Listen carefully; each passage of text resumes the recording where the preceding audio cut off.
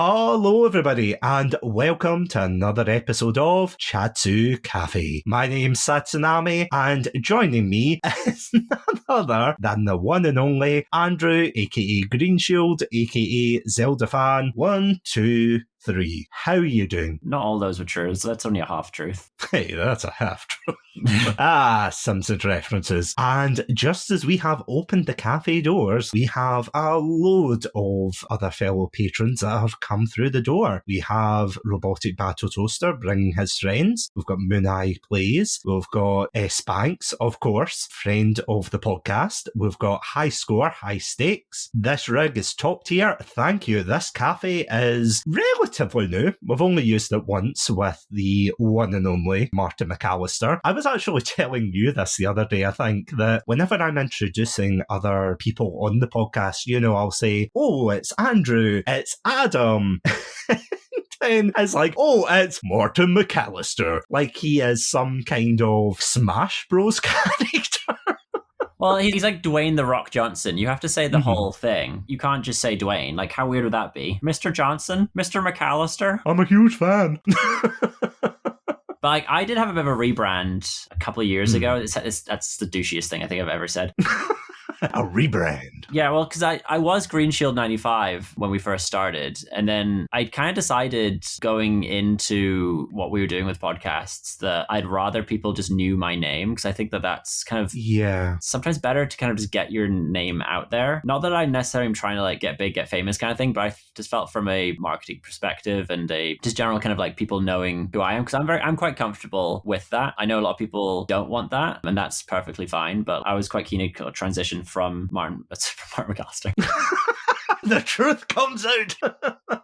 From Green Shield 95 to Andrew. Green Shield itself was just an in-joke for my school. It's like a play on my actual surname, whereas I felt like it just felt a bit more personal to go with Andrew. Yeah, because I remember when I first heard that, and I don't know why, because I know you're a big Zelda fan, so I immediately thought, oh, Green Shield, Zelda Shield. Fun fact, guys, Zelda Shield is blue. Well, sorry, Link Shield. I was about to pull you up on that. I was like, are you really doing this right now? Are we doing it? It's like Are we getting into this now? Are we getting into it? Are we going to have our first on-air argument? Please, Robotic Battle Toasters just rolled up. We can't fight in Don't front of them. Don't embarrass me in front of my friends. Look at all these patrons here. They're all like, you know, when you go into the... Well, I'm saying this as if I have any experience, but you know when characters go into the Wild West saloon and everyone just puts down their glasses and just looks like, it's like that. Everybody looking at us going, oh, when are they going to stop fighting? Never.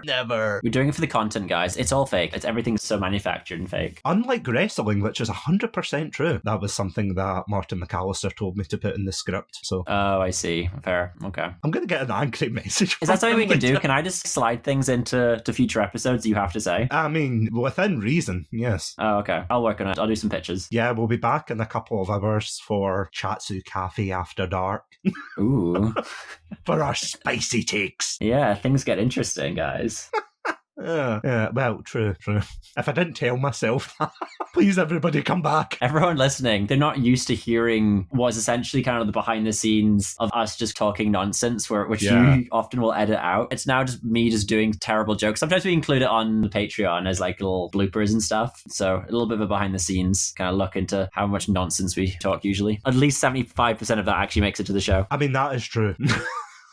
Still mostly nonsense. Because, I mean, as of recording this episode in particular, we are just wrapping up Animation Month, which has been absolutely fantastic. I'm not going to lie. It has been such a whirlwind of going through different topics. Martin and I, we went through Wallace and Gromit, and what was the first episode we did? Puss in Boots: The Last Wish, that was the one. And with yourself, of course, we did Detective Pikachu. This Friday, although when this episode comes out, in audio-only format, or when you're rewatching this, the episode for Your Name comes out. I said it in that episode, and I'll say it again. When I say Your Name, I mean the anime movie, not Your Name, Andrew. Although, yes, nice name. It's alright. I might rebrand to Green Shield. I swear to God.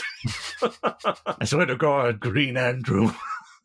Grandrew. New D&D character picked out right there. Do you know, there's a blooper. I was looking for basically funny content to make TikToks out of and upload to have some kind of credibility. Hashtag it does not work. But anyway, I was looking through my files and I've got a couple of them that are just nonsensical titles. So for some reason, I've got one that's just, I think, put the chickens in the bag. And it's from when you and I were doing the Living in the Legends of Zelda universe episode. It was when I was saying, you know, what would happen if you grabbed a chicken and you threw it in and... A cuckoo, please. Well, a cuckoo, yes, of course. A cuckoo chicken. Yeah, I was like, oh, what if you threw one of them? Because in the games, if you hurt them, they all flock to you. I was like, what if you robbed a bank in Hyrule? It's like, put the chicken in the bag.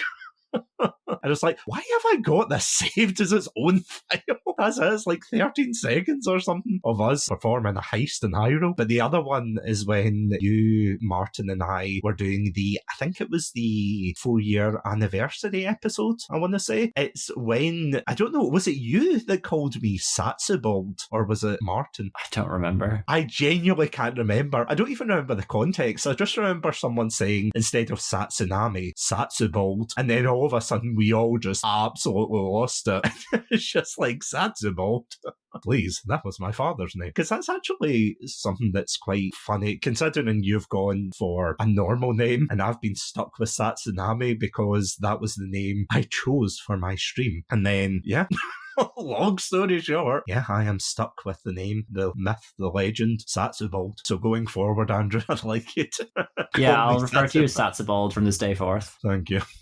But yeah, of course, next week for Animation Month, we have a very special episode that I am totally not still editing. And that, of course, being the Emperor's New Groove. Honestly, that was such a fun episode to do, wasn't it? Yeah, it was really interesting because it was a lot of kind of discussion over early 2000s Disney and just kind of where both we were at and where Disney was at that time and the general kind of movie landscape. And then talking about what the creation of Emperor's New Groove looked like with regards to the huge production issues that it had, how long it took to come out, what it originally was based on. There's so much that we do kind of get into that is really, really interesting. And also we're providing our own opinions on the movie. Spoilers, we both love Emperor's New Groove. So a lot of it is just waxing lyrical about different parts of different characters. I mean, it's such a fun film as well, but I genuinely thought and I say this in the episode as well, spoilers, but when we were doing it, I thought this is going to be a really quick review. How many times have I said that, Andrew? Way too many. And I was like, yeah, we're just going to go in. We are going to talk about the film. Oh, it's a funny film. And then apparently there is a whole controversy behind the film that it was supposed to be this huge Disney musical. Was that right in saying? Yeah, it could be one of the Disney musical movies where you have all these characters that have preset songs, but I think there's going to be a lot of influence from, was it Sting that was doing that one? I was trying to remember if it was him or not, that he was very heavily involved. And then when they did all these production changes, that side of things got cut. Sting got kind of cut out as well. And it became a very different film, different story. It seems like a very different idea to what they initially had thought of doing. Again, I say it's in the episode as well, but I remember the Simpsons episode with Sting in it, and it's like he's digging the hole and he's like, Sting, you're tired, you should probably rest. Not while one of my fans needs me. I don't think I've ever heard Bart play any of your songs. Shh, Marge, he's good at digging. Stop it. I actually had made a Emperor's New Groove reference the other day. My wife's sister has actually just moved in this recently, and we were sort of taking stuff back and forth from her previous home to here. And her dad and her left 15 minutes before us, maybe. We arrived 5 minutes before them. When we got there, we weren't firing along the highway or anything like that. We were going at very normal speed. And it felt very much like when Kronk pulls the map out at the end, is like, the logic of it just makes no sense, really. I thought you were going to say, pull the lever. Wrong lever. Have you ever had that, though? Speaking of references and things, have you ever had that where you make a reference? Because I've had a couple I've made to you, and you kind of look at me as if, what? But have you ever had that where you make a reference and the person you're talking to is just like, what are you on about? Satsu, that's like 90% of my interactions with people. Is it just Avatar references that you throw about? No, it's everything. I'm so terminally online and so deeply embedded in pop culture that I don't think I've had an original thought in about 15 years. Do you know what the worst thing is? See when there's a meme online and, insert any meme because, let's face it, this particular thing is timeless, but you have a particular thing that happens and then it hits the mainstream news or whatever, and then someone turns around and goes, oh my god, have you seen this particular weird thing? And you look at it and you're like, I was there when it was written. Don't cite this black magic to us. I'm terminally online. What are you on about? Yeah, at this point, it's chronically. I mean, that's the thing, though, especially when you're promoting things for the podcast, and even when you and I were streaming together, we were both keeping our ear to the ground going, all right, what are we going to stream? What are we going to play? Are we going to play something that's quite popular? A bit like when we did Warzone together, which, yeah, that's what I was saying to you before we came on as well, and earlier. I mean, how long has it been since we last played Warzone together? It was probably about 2 or 3 years ago now. Really? Wow. I think it must have been, because I can't think of any time recently that we would have done it. It was most popular around pandemic times. Like, we played a decent amount in like 2021, 2022, I think. When we did our Let's Play channel, we had a fair bit of Warzone content on there, and that must have been 3 years old now. I'm looking it up. I mean, you have highlights from a year ago. Oh, no, but you imported everything over, didn't you? Mm-hmm. I imported it to our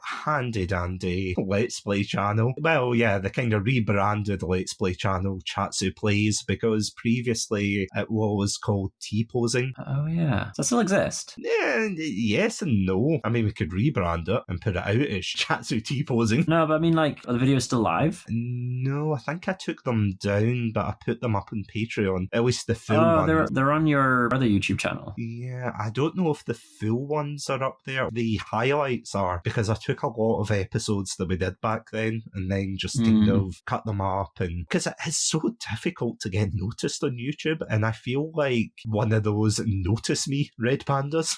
It's like, notice me, I'm making content, and people are like, I know what you're saying, but no.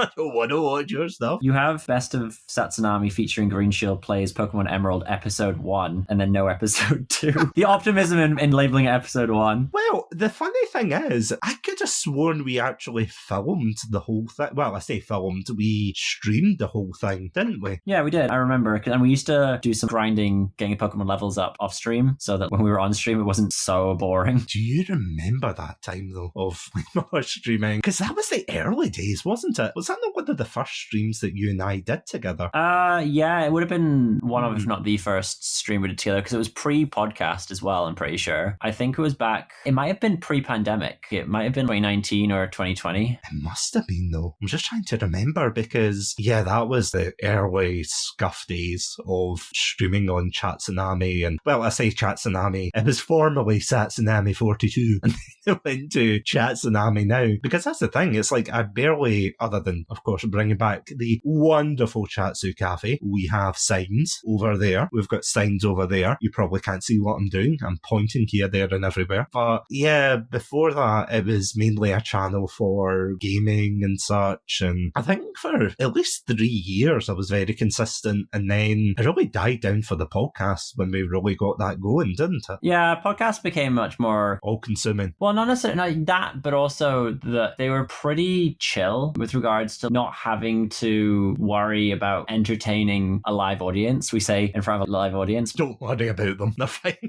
Yeah, but that you can edit after the fact and just kind of make it your own project rather than it just being the chaotic nature of live streaming. I remember saying to you pre-podcast that we should look at doing that because I think that it would better suit what we're doing. And also it's easier for us to work around our different time zones because I live in North America on Eastern time and you're in the UK. That there's a 5-hour time difference. So having the ability for us to just be like, okay, we're going to do it at this time, and that it doesn't have to be like a consistent, we're going to go live at this time. We can be like, all right, we're not free on that day, but we're free on that day. So we can record, but you'll still have it edited and up for that given day, that there's not that pressure to be able to schedule both of us in. I think that is very handy. Yeah, because when I started it all the way back in, would you believe it was like October, I want to say, the first episode was streamed on Twitch, because it didn't officially come out, aka I was too lazy to edit it until then, but the first official episode came out in November 30th, 2020. It's crazy to think that nearly 5 years on, we're still doing it, because it almost became a part of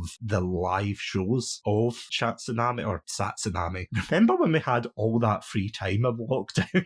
We're like, right, okay, Mondays we'll do a stream, Wednesdays the podcast, Fridays we'll do a Let's Play video, and that'll go out. Oh my god, where has the time gone? See, I somewhat had that, but I was fortunate in some ways, in many ways really, that my job was always remote during the pandemic. So I didn't lose time off work. I was just continuing to work the entire time. There was no redundancy or long break or something. And like part of me wishes I had that, because everyone was doing fun stuff while I was still working. But at the same time, they made sure that sort of financially it was a lot healthier position for me than a lot of other people. Who needs money when you have podcasts?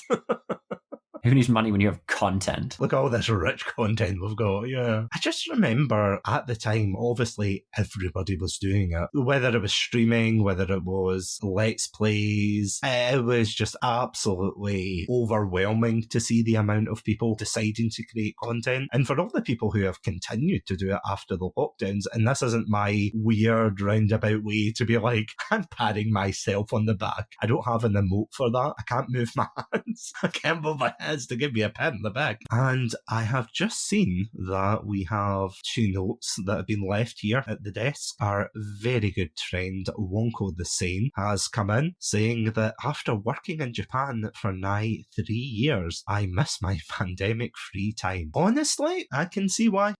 I can see why. For anyone who has just arrived in the cafe, please feel free to grab yourself a drink, whether it is a nice tea or I don't know what that is on your table, Andrew. A milkshake? Can be whatever you want. There's definitely like some sort of cake with some strawberries on it. And then, yeah, maybe like a float, like an ice cream float. You ever had one of those? They're disgusting. Terrible idea. Ice cream float? Yeah. Is it that bad? Well, you know how I feel about Coca-Cola. The purity of Well, that's the thing. Uncut Coca-Cola. on the rocks. I don't like it except for like ice. I don't really like Coke to be diluted or changed in its flavor. I like the flavor of Coca-Cola and I love ice cream. When you're combining them, you've kind of just got this weird milky soda-y contraption that fulfills neither desire. You've kind of just ruined 2 good things. I honestly can't remember if I've had one, to be honest. Mind you, I was 11. It's been... It's been like 18 years since I had one, so I might like them more now because I am a bit of a less fussy eater in general, but it still kind of repulses me, to be honest. So if I don't have to have one, I won't, but if they're going, I'll try one again to see if I've gotten used to it yet. Well, if they're going, if there's like a float salesman on the side of the street.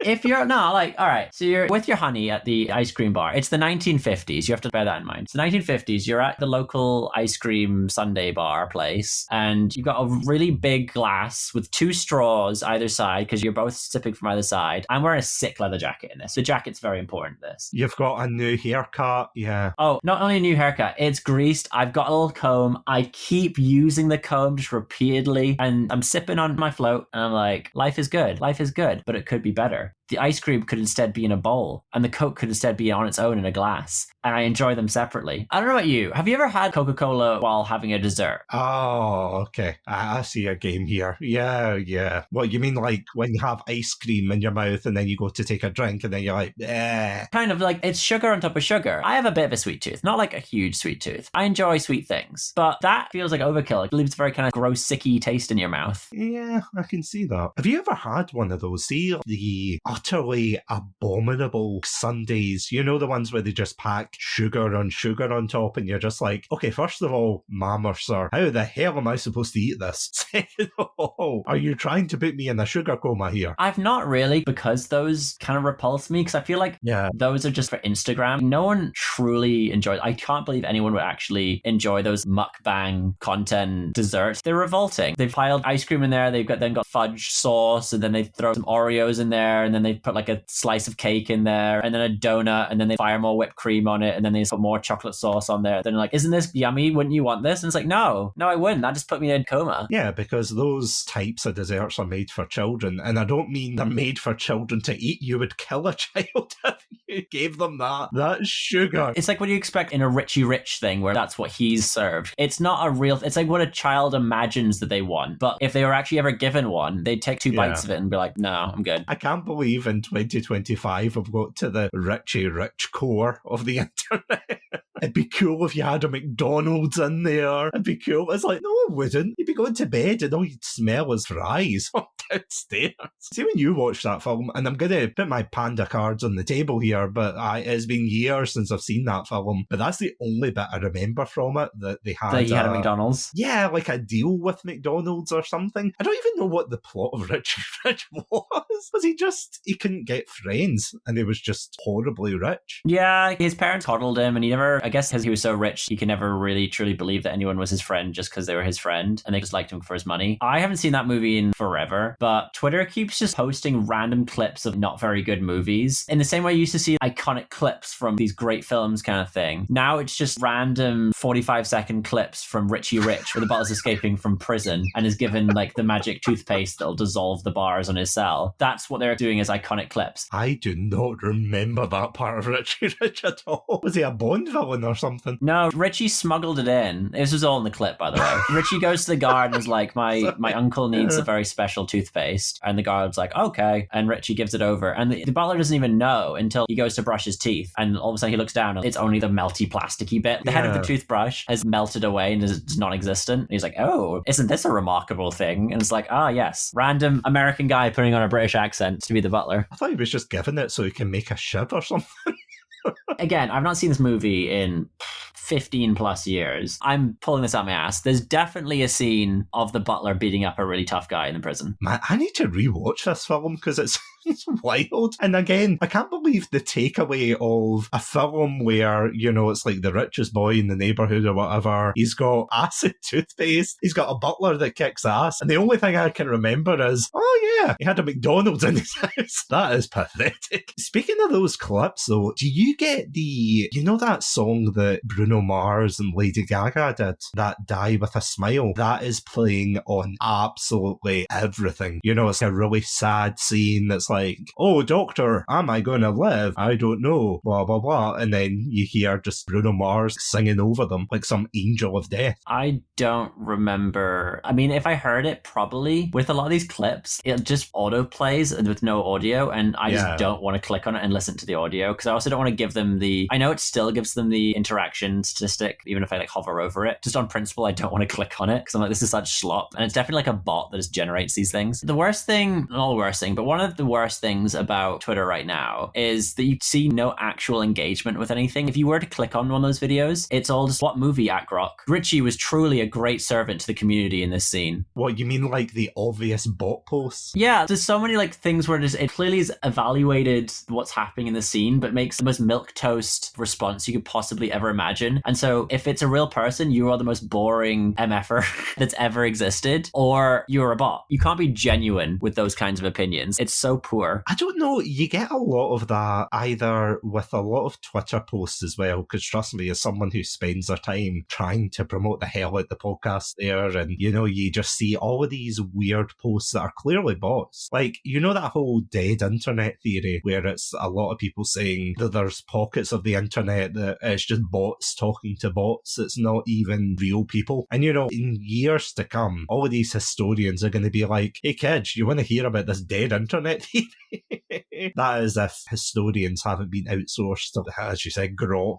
or insert any AI here, which, do you feel as if it's getting worse though, that all these AI content channels are just overrunning the platform? Oh, totally. It's become such an unbearable platform now. Unfortunately, I have such a severe addiction to it that I've not been able to pry myself off of that app, because there's a lot of stuff on there that I'm still getting benefit from, but it is such a painful experience now. I managed to get off of Facebook. Facebook I stopped using years ago. I very rarely use Instagram. It's usually just I get messages from people like you that I go on to look at and respond to. When I get those, I then press back on the message and my feed will come up. Sometimes I'll scroll down, I'll find something funny, and then I'll send it to you or my wife or my brother or something like that. And then TikTok, I kind of tried, but I wasn't willing to invest enough time into making the algorithm know what I like, because it just kept giving me this sloppy guy stuff. There was just hot girls and bikinis and videos of guys speeding on the road and cops pulling them over and practical jokes and alpha males and the Andrew Tate generation kind of stuff. And I'm like, this isn't what I want. I couldn't figure out how to tell it, stop showing me this. That's the thing though, because when you click the I'm not interested in this, YouTube or Twitter or whatever, I'll go, I see what you're saying. Yeah, I see what you're saying. But how about just put it out there? Twitter is so bad for that. It just ignores you. There's so many super right-wing things that just pop on my feed. I could block them, and I have done that some of the times because I don't want to see a lot of that stuff. And so I've done that. But a lot of the time I'll click not interested. But it does nothing. I just keep being given that stuff, and I'm not searching it out. So there's no reason for the algorithm to give that to me organically. It's very much, it's pushing it. There was one day or two where it was really bad. Every second post that I scrolled by was aggressively right-wing. It was super anti-immigration and anti-LGBT stuff. And I was like, why is my feed doing this? What's happening? It's now toned down a little bit. But yeah, I was genuinely like, oh my God, I'm going to have to leave the app because it's just become a complete nonsense. Fortunately, it's only now 55% nonsense. It reminds me of, and I cannot remember for the life of me which YouTuber this is, so in the chance they ever listen to this or watch this, I apologise in advance, but it was this YouTuber who decided, right, what I'm going to do, and this was years ago, they said, right, what I'm going to do is I'm going to log out of my account, I'm just going to come in as if, I'm a guest, I'm a casual viewer, as it were. And the first couple of videos, I want to say, they were alright, I think, for them. Like, I want to talk about speedboats, or I want to watch this and that. And then all of a sudden, 2 videos later, it's like, do you want to be a manly man? Do you want to be a manly man and be a terrible person? And it's like, dude, what the hell? I just came here to watch funny podcasts and things. Oh, you want podcasts? And then it's the worst. I genuinely keep getting, because obviously, no surprise here, I'm part of the podcast sphere within Twitter, but every time my heart just sinks, every time I get one of these stupid clips from these certain podcasts, the ones I mean, the ones where it's like 5 guys and 1 girl and they're all talking about why women are inferior and that kind of stuff. Pretty much, yeah. And it's just absolutely disgusting content. You're sitting there going, why is this getting recommended? And you go by, but because you lingered for that 1 second more, that they'll go, I have such an annoying curiosity / FOMO that I do linger long enough that sometimes I think the algorithm does think that I enjoy that content. Sometimes my morbid curiosity gets the better of me and I want to see what the comments say. And so I'll click on it to see what the comments say. And then it's like, ooh, I see you enjoyed that. Here's more regressively terrible stuff. Please, algorithm. No. I don't know. Are you still on TikTok,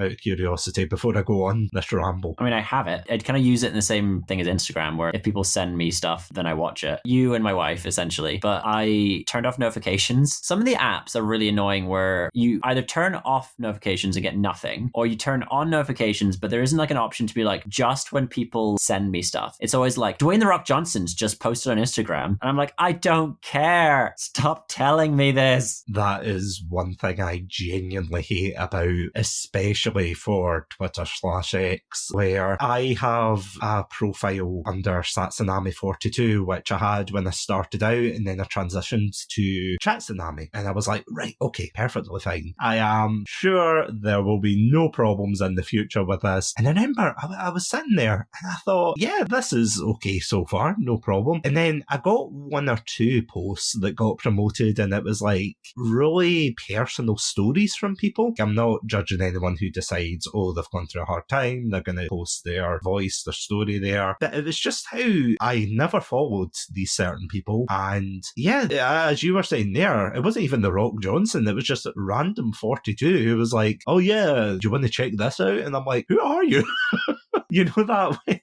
It's like your grandparent or something. It's like, who's in my phone? It's like, get them out. Get out of my phone. Oh, it's a pain. And I mean, I'm the same. I've got notifications completely off TikTok because the amount of these videos that get recommended, a lot of them are just absolute nonsense. And obviously, you get the ones that you think, this is clever, this is creative, at Chatsunami, cough, cough. But then you get ones that are just, especially the lives. Have you ever scrolled by them? Not really. I know a lot of people just try and make it like their lives are really interesting, and so they just go live just doing nothing, and they sit there just kind of looking at their phone. It's either that or it's the most insane thing. And I don't mean that as a compliment. I remember one of my fellow friends in the Podfat Collective, she had sent through a screenshot to our group chat. And again, it's going back to what I was saying before of someone saying, oh my God, it's terrible. And you're sitting there going, yeah, unfortunately, I've seen this. And of course, it was a guy who had like a toilet seat around his neck with, let's just say, chocolate on it. And obviously it was fake and everything, but it was one of those things you just looked at and thought, wow, this is the internet now, guys.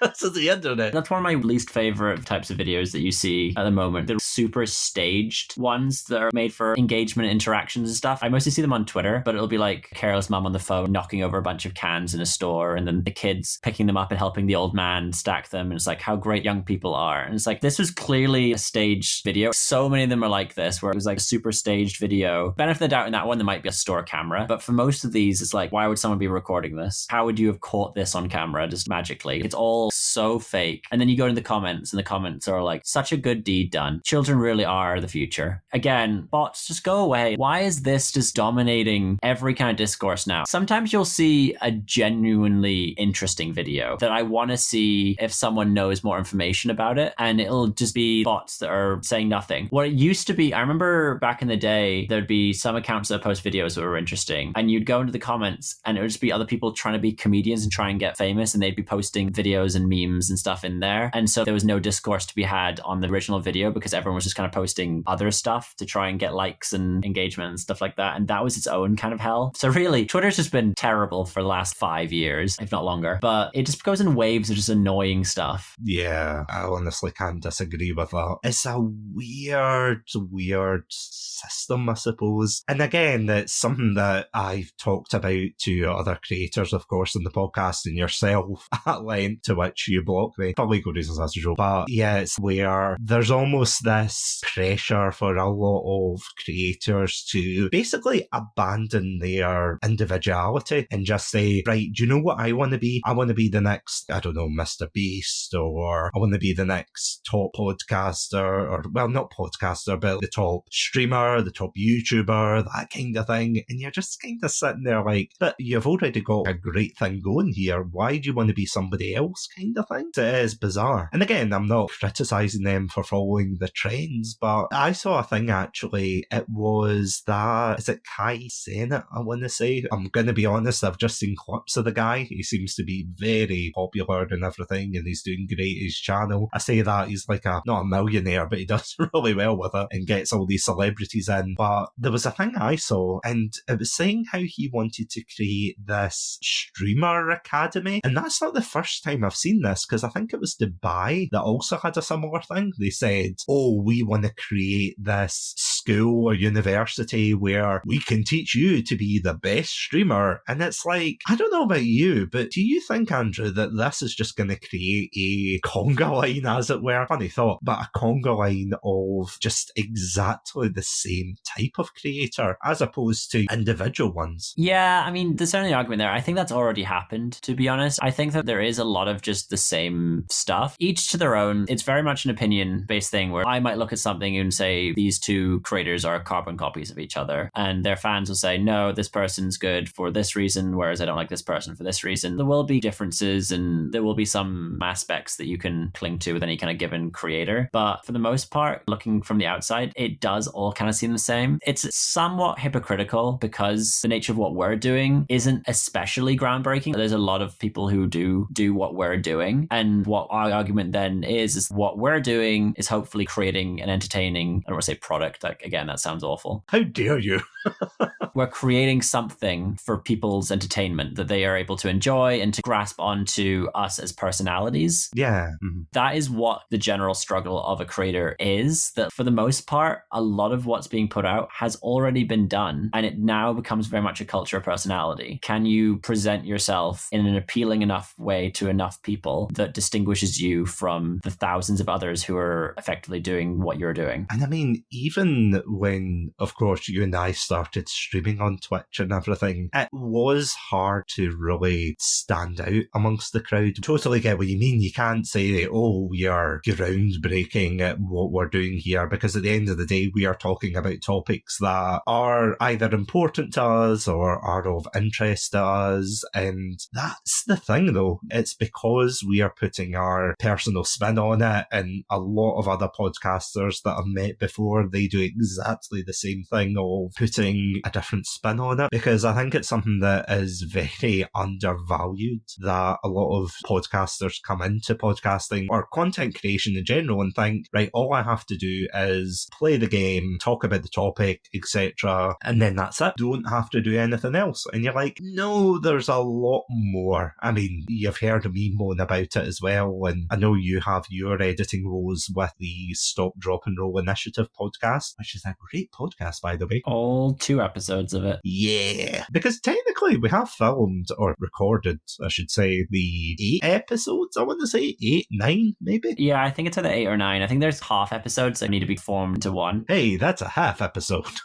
Yeah, essentially. I struggled very much with editing. I put my heart and soul into the very first episode of Stop, Drop and Roll Initiative, and my kind of background prior to even playing Dungeons and Dragons was listening to podcasts about them. Like, some of the first podcasts that I listened to were Dungeons and Dragons. I still listen to NADPod today. I still listen to Dungeon and Daddies. Those stuck with me, and they really put a lot of effort into the editing and production of those podcasts, and a lot of them use certain sound effects and music and Critical Role, which I watched Vox Machina, the show. I couldn't really get into the actual podcast stream of Critical Role, but when I started listening to the first one, it starts out in a bar setting, and you can hear chitter chatter from people around them, and to be honest, it was too much for me. I felt like they hadn't quite got the editing right there, and it sounded a bit too loud. I couldn't really hear what the characters were saying, but I liked the idea behind it. So I decided when I was editing the first episode that I would include ambiance sounds throughout. And so in the first episode, you hear some bar chitter chatter, you hear doors opening, you hear horses clip-clopping as the characters are going down the road, you hear cave noises when they're in a cave and stuff like that. I spent a lot of time doing that, and it became such a long process to do that I couldn't do it for the second one. It took me too long to do, and so just getting the second one up, I just put the podcast out there without it. And even that, it took a long time, and dealing with 4 distinct audio channels that I was having to edit around became quite overwhelming. And a big problem I had, largely from my own mental health issues, was if I see something that's a big task, rather than saying I'll break it up and do little chunks at a time, I see the whole project as too overwhelming, and that then becomes quite a difficult project for me. So I don't know if you've had that maybe when you first started and what you kind of did to get over it, or if you've always been able to manage it in I'll do this bit then, and also managing your own personal life, because just kind of being able to say, like, I'm going to go set aside time to go do this, instead of being like, I'm going to go play a game, I'm going to go interact with my partner. It baffles me how you're able to do it and how other creators are able to do it, because it seems so challenging to me. Lots of caffeine, lots of prayers. Next question. Legal reasons, that's a joke. Please bear with me here. Yeah, I am 100% with you there. And especially when I started doing the podcast, because as I've said to you before, I've said to our lovely Pandalorians in the cafe right now, I genuinely was just so taken aback by how much I had to do for the podcast. Because a lot of people, I've said this before and I'll say it a million times over, if you're wanting to start a podcast, you have to know what you're getting yourself into. Because it's not a case of you just get a microphone, you speak into it. I mean, that's the fundamental basic of it. But if you're an indie podcaster, you're not a celebrity or anything like that, or you don't have a big following to support you in the initial push. Because I remember I saw someone today who started Twitch streaming, and I think they got about 100 followers in one stream. And the reason for that was because that they had a huge audience to begin with on Twitter, Blue Sky, those kind of places. So you can understand that, but I feel as if it's very demoralising. And I mean, I was moaning to you all the time when we were creating content together that I just didn't know how to promote it. I didn't know how to get into the right circles and things, because a lot of people, especially at the beginning stage, I don't want to say they want to use you, but they want to do that follow for follow. They want to do that, oh, I'll check out your content, wink, yeah. And then, of course, they're just blasting the their promotion, and it's not a healthy relationship. But when you're putting your all into it and you're not getting as much back from it, I can totally sympathise with the fact that I know there's hundreds of people who feel the same way. And going back to what you were saying about the mammoth task, I mean, see if I sit down in front of a computer and I had the willpower, as it were, to just spend the whole day just working on it, then I would probably get it done. But it's so much work, and I feel as if I do have to break it down, because if I sit there and I do it constantly, I mean, there's episodes that you and I have done, some absolutely amazing episodes, and I shudder at some of them because of the mistakes I've made, because I've rushed through certain bits. I've said, all right, I'm going to edit this, I'm going to edit that, and then when I listen, I'm like, how did I miss that big gap in the middle kind of thing? It fills me with that sense of, or at least back then, because I always remember Martin told me that, oh, you should maybe leave a like or a or, you know, to keep it more natural. Nowadays, I don't listen to that advice. I just take them all out. I'm like, no, there's not going to be a like, there's not going to be an It is so overwhelming at the very beginning, and I feel as if maybe it is just Stockholm Syndrome, podcast Stockholm Syndrome, but the more you do it, the more shortcuts that you start to see. You think, right, okay, this bit's easier, that bit's easier, and you do get them out a lot more. But as you were saying, I think that's something that people grossly underestimate, the time management that's involved in a podcast. So much so that I genuinely think if you run a podcast, put it on your CV, because if someone thinks, oh, it's a silly thing where, I mean, I say silly thing, I'm a red panda on screen right now for anyone who can't see this in the audio only episode, but, you know, I'm talking through a red panda and you're a PNG, but at the same time, you guys know it's true that it is such an important thing to realise that there's a lot of work. It's going to be an uphill struggle, and especially at the beginning, I'm totally with you there. My mental health with it for the first maybe couple of months of content creation, I genuinely wanted to give up. I wouldn't be here if I had, but I genuinely thought, right, I'm not getting the views, I'm not getting the traction. It was partly on me for the tactics I was using. I mean, you'll have seen this as well, the evolution of the podcast, but you go from that and you think, right, okay, is this who I want to be? And it's not very static, is it? Do you find that this whole journey that we've been through together, because let's face it, you've been here since the beginning as well, do you feel it's been quite a fluid journey rather than a very static one? Do you want to elaborate on what you mean by that? It's constantly changing. I don't feel as if we have been the same two people since the beginning of this journey. I was called Adam. Yeah, true. And then you're Martin. And then you are... It's like Doctor Who all over again. I get reborn every few years. But yeah, do you feel as if we've changed? Because that's actually something I've asked you. You've changed, man. You used to be cool. You're a sellout, man. Chatsu's still cool. And it'll happen to you. Do you feel genuinely, because this is something that was scaring me when I did the first episode of Chatsu Café, and Martin said we'd been friends for probably over half my life, and I was like, oh my god. Do you feel as if we had started the podcast in university and then gone on, it would not be the same, would it? No, we had talked when we were in university about setting up a YouTube channel, because you and I watched Game Grumps a lot, and we would play video games together and we would have a lot of laughs while playing it, and we thought like, oh, we'd be such great Let's Players, people would love us. The idea of a podcast hadn't really even occurred to us at that point, but we would not have been nearly interesting enough. We didn't have enough lived experience, we didn't have enough fully formed opinions at that point in our lives that I don't think it would have been an entertaining enough experience. And we probably would have said something stupid. Yes. That would have maybe gotten us in trouble or something. Nothing bad in that way, but like we weren't mature enough, I don't think, at that point to be able to have the kind of conversations that we're having and do it in a more concise, cohesive way. I say that while rambling. To answer your question, yeah, I do think that we've kind of evolved in how we present the podcast now. If you do listen to my very first episode, which was the Star Wars Clone Wars episode that we did, not only is the audio quality on my end much worse, but I think you can kind of hear a nervousness in my voice. I don't have the same confidence when I'm speaking in these episodes that I do now. And so I think that there's certainly a comfort level that's come from this and an ability to speak about things in a more general, well, both general and a more niche kind of way, that you have the ability to look at things from a wider lens and then also look at it from a more detailed perspective. Whereas I think before you would have had a very closed-minded view, not you specifically, like you being us. How dare you?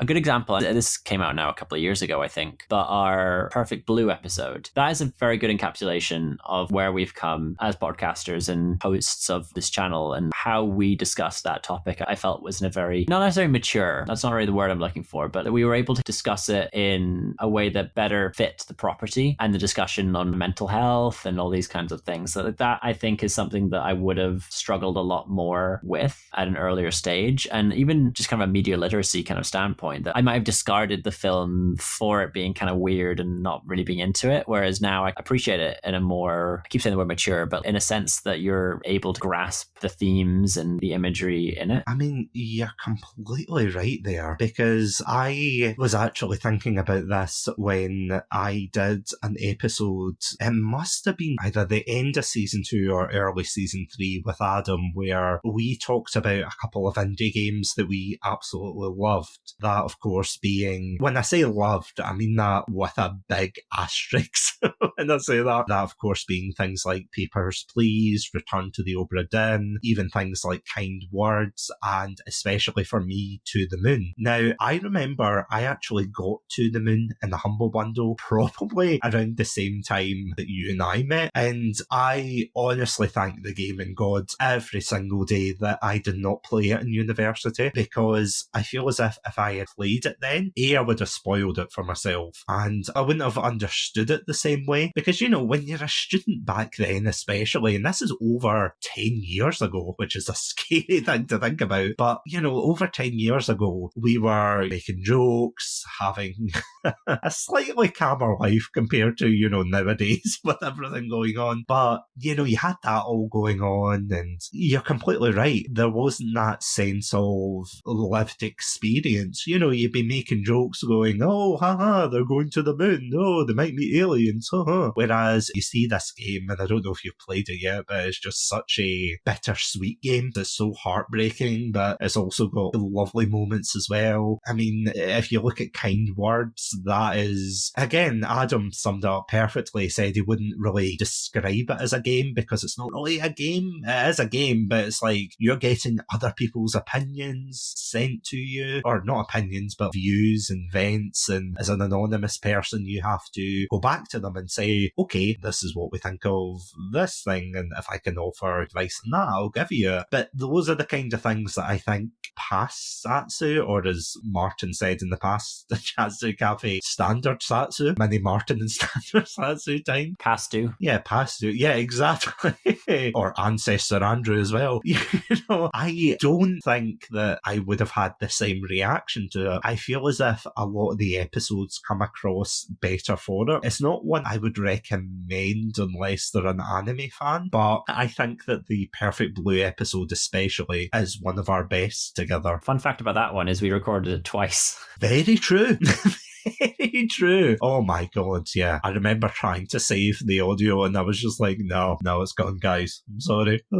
I mean, it didn't hurt the episode, surprisingly. I think we made relatively the same points. Yeah, I think we actually brought up some points that we had missed in the first time, and I think that the second time round was actually better than the first. Because it's something that we don't really get much of, is it? When I say that, like a chance to do over certain episodes, because funny you should mention that when we did our first episode together, and I want to say it's the first episode that I didn't do live on stream. Correct, yeah. Because of the time zone differences, it made it too difficult to be able to have us both available at the same time. So we did a pre-recorded episode, and that was your first time doing that. Because we did the Clone Wars. We had to split them up into two, but we did the 2003 Clone Wars show, part 1, part 2, and it was an interesting episode, but I remember even Adam saying to me that when we did our Halo retrospective. He hates that episode, by the way, because, oh my god. It's just, again, it's the same reasons, because the way you felt and the way he felt, that it was just quite nervous getting into it. And I mean, even if you listen to my first episode of Chatsunami, it is rough. It's got over 300 plays. I don't know why. So many people start with episode 1 when they check out a new channel, and so episode 1 is usually gonna be pretty heavily listened to. But yeah, more times than not, the first episode is usually one of, if not the worst. I remember, in fact, it might have been Toaster, Robotic Battle Toaster, that is not my own toaster. I remember he said to me when we first met, oh, by the way, I'm listening to your podcast, it's really cool. And I was like, oh, cool, what episode are you listening to? See my face, it dropped so hard when I saw that he was listening to episode 1, and I was like, you know that scene that I always like to reference from Interstellar, the guy banging the glass going, no, please don't do it. And they're listening to episode 1. There was another, I think it was actually one of our Pandalorian patrons, Cryptic 1991, and he was streaming on Twitch. He was playing a lot of our episodes on there. Big shout out to Cryptic 1991, by the way. He was playing, I think, Euro Truck Simulator, one of these simulators where you drive the truck, and he was playing the podcast through his stream, and I thought, oh, that's really cool, thank you so much. I'm going to be honest, I didn't recognise half the episodes that came up. I say old, but they're about 4 to 5 years old. I was just really surprised. I was like, oh my god, I did not expect that. Didn't even know that was a thing you could do. Well, yeah, you can play audio through, well, I don't think it was through the game. I think it was more just, it was playing it through Spotify or something. I mean, he did ask me beforehand, and I said, yeah, absolutely, go for it. Is there someone they forgot to ask? Jesus? It was Jesus. Yeah, true.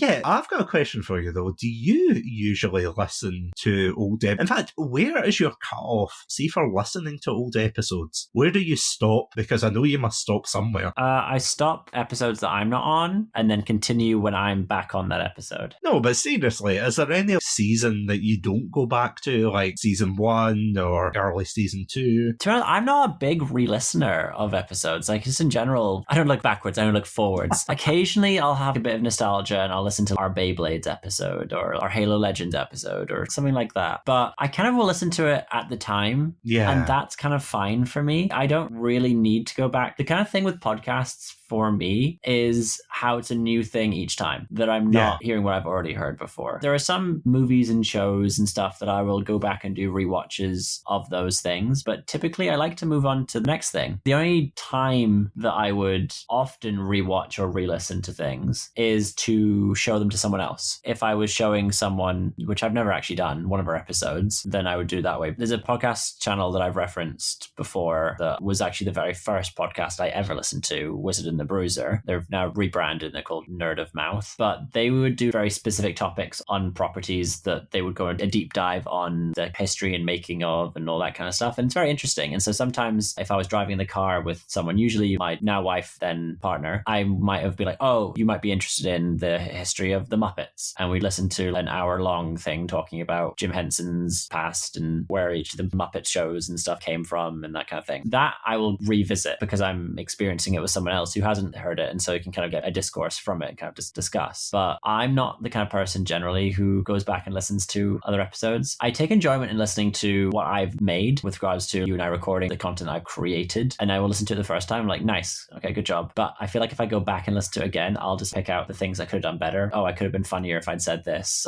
Oh, my audio wasn't very good in this bit or something like that. So I feel like I would be more critical of myself re-listening to it. Kind of getting back to what you were asking though, the only ones that I have really listened to are, it's mostly when back like in the days with you, Adam, and I, where we had the three of us on an episode, first and last, or just other Chatsu nannies kind of stuff. Those are typically the ones I listen to back most, but there isn't necessarily a cutoff, I would say. Because I have to say, when I go back to listen to them, and usually because I re-listen to them, they get mixed up with a lot of my other podcasts that I listen to, because I listen to a lot of other indie podcasters like Casting Views, he's actually launched a really good gaming podcast called Gaming Views. Now, he does a really good gaming podcast as well as a general topics one. There's Seismic Cinema, there's Heavy Beans Podcast, those kind of ones. Game Club Pod, they would absolutely kick me in the face if I didn't mention them, but I'll have them in the lineup, and then all of a sudden I'll be like, oh, these guys are funny, and I'm like, wait a minute.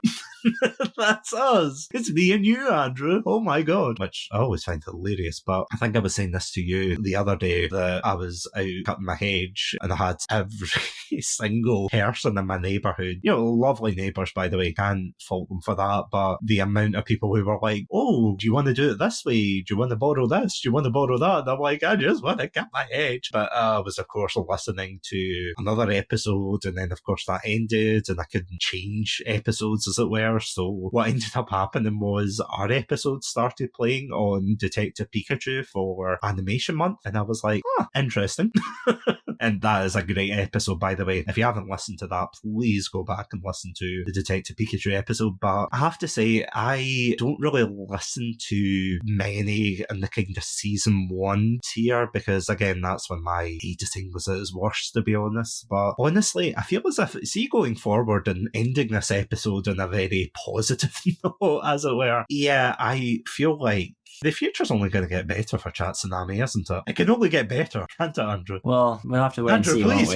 won't we? It's all up in the air, really, Depends what I reincarnate into as the next host. I mean, you're either going to reincarnate as a rich host or a Richie Rich host, if you will. Call back. Do you know what's scary? I was about to make the exact same thing, to be like, you reincarnate as someone who works in a Richie Rich McDonald's. Oh no, the worst kind of future. No, send me into the bug, please. It's like, no, god damn it. But honestly, as I was saying before, this season has been absolutely fantastic of Chatsunami. You and I have done about 2 months, I want to say, 2 themed months in particular. We did the Avatar month, the month after Martin and I did Mario month. Last month there, we did Animation month. And of course, coming up in the next couple of months in August, we will have Bioshock month with the amazing pod pack. So cannot wait to show you that. But saying that note, because I'm looking at the door and I can see the barista turning a sign to say close. The McCafe barista. The McCafe.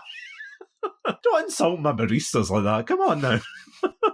Richie Rich McCafe barista. Richie Rich fell in hard times after the lockdowns, okay? His Twitch career didn't go off. Can I have nuggets? No, they don't do nuggets at a McCafe in Richie Rich's house. It's an espresso and a stale muffin or nothing. A stale muffin or nothing. They should put that on a t-shirt. Oh, and on that note, before Richie Rich decides to sue us... You should get a commission of me wearing an apron that says stale muffin or nothing. Stale muffin. Take a note of that, because I probably will try and get that as the merch. But on that note, Andrew, thank you so much for joining me at last in the Chatsu Café. Hope you have had a fantastic time with your uneaten sundae and cake, but it's okay. We'll eat that after the cameras are off. But thank you so much. Curdled. Oh, why? But thank you so much for coming. No problem. Thank you so much for having me. And before we wrap up and I do the usual spiel of where to find us, etc., where can the amazing Pandalorians find your content? The Pandalorians can find my content on many other fantastic episodes of Chatsunami. We talked a little bit about some of the stuff that's just recently come out. At the time of this live recording, we're reaching the end of Animation Month, so there'll be a couple more animated movies that we'll be discussing over the next couple of weeks, which will have since passed if you listen to this on recording. There's been several other fantastic theme months and just random episodes that I've been on, and there's been some fantastic episodes on Chatsunami in general that I've not. But you can find me there. You can also find me on our other podcast, Stop, Drop, and Roll Initiative, a Dungeons and Dragons podcast with myself, Satsunami, Robotic Battle Toaster, and Martin McAllister. That can be found where all good podcasts are found at Stop, Drop, and Roll Initiative. There's 2 episodes out currently, and at some point in the distant future, there will be a 3rd. And that can be found at SDRIPod on Twitter. And you can find me at GreenShield95 also on Twitter. Where can the fine Pandalorians out there find you? Well, I'm glad you asked, cut out of Andrew. the amazing Pandalorians can find myself and, of course, you as well on our website, chatsunami.com, as well as all good podcast apps. I also want to give a huge shout out to our amazing Pandalorian patrons. You can see just on that board, we have Robotic Battle Toaster, we've got Sonia, we've got Ghostie, and last but not least, we have got Cryptic 1991. Thank you. You get that paw away from me. Stop pointing that at me. Get that the fuck away from my two-dimensional image. I'm putting my paw down now, Jesus. It's still up. I can still see it. It's creeping me out. Stop it. Anyway, sorry, the paw's down. And yeah, if you want to become a Pandalorian patron and you don't want me to point at you, this is a threat, not an offer. You can indeed check us out. Legal reasons, that's a joke. You can indeed check us out at our Patreon page, patreon.com/chatsunami, where you can get a wide range of exclusive access, early access, commentary tracks, bloopers, and yeah, many more wonderful things. So please feel free to check that out. This podcast is, of course, a member of the Podpack Collective. For more information, check us out at our Twitter/X page. Had to think about that for a second. Our Twitter/X page at Podpack Collect. Until next time, thank you all so much for joining the cafe. Hope you have an absolutely fantastic evening and a fantastic end of the week. Stay safe, stay awesome, and most importantly, don't drink any ice cream floats. Yeah, because that one's curdled. I mean, look at it. Look at my paw, Andrew. The audio only listeners, I love this. This is great for them. Such great content. Yeah. Stop pointing at me. Oh, bye, guys. Bye.